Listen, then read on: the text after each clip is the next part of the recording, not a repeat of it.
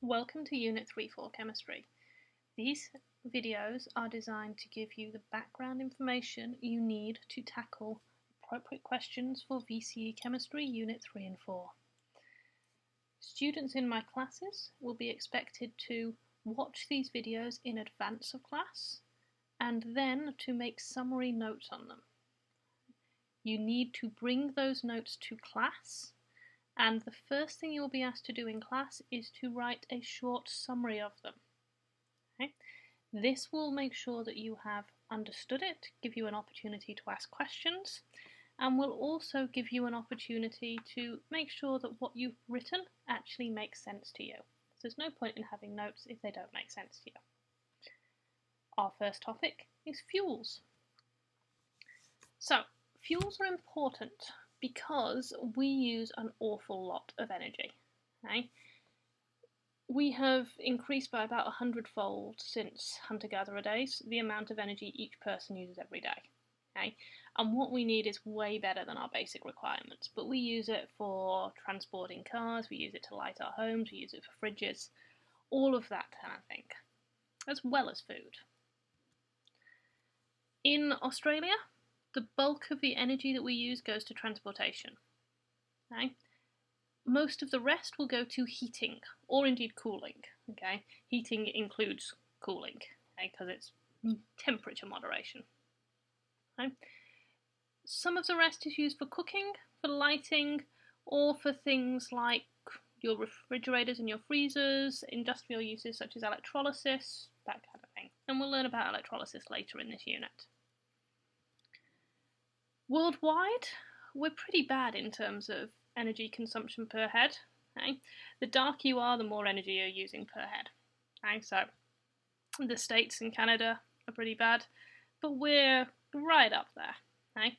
We don't use much as a whole, but we use a lot per head because there's not too many of us, but we use an awful lot of it.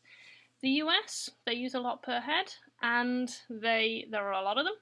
So just over a quarter of the world's energy is consumed in the United States of America. Most of this fuel is in the form of fossil fuel. Now, fossil fuels are three of them: coal, oil, and natural gas. You may occasionally also see reference to peat, but it's so minimal that we don't really need to concern ourselves with that. And that is made from fossilized remains of plants and animals, so it takes millions of years to make. Coal is predominantly carbon, but it has other molecules in it, such as, it's got hydrogen in there as well, nitrogen, sulfur, and some trace amounts of other elements. Oil is alkanes, okay, so single bonds only, remember with the ane ending. Some of them are very small. Some of them can be up to 70 carbons in length, so it's a big mixture.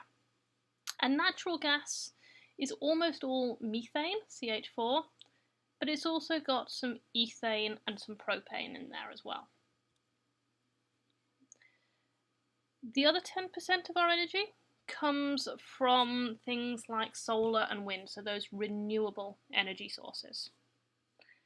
So if we look at Australia, for instance, hydroelectricity provides about 10% of it. Coal provides the bulk of our energy sources, that's 80% or so.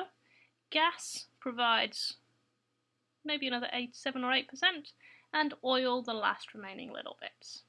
Okay?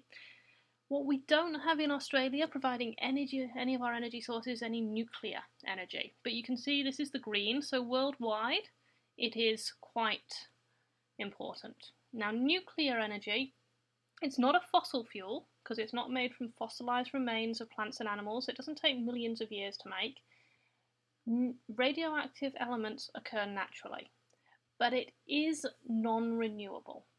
Okay? By saying it's non-renewable, what we're saying is that we can't make more of it. Okay? If something is renewable, it means we can replace it as quickly as it is used. If it's non-renewable, we can't replace it as quickly as it can use. So more fossil fuels can be made, but it will take a few million years, and I don't have that kind of time. More nuclear more sources, more radioactive elements for the source for nuclear energy will be made, but it's a random process.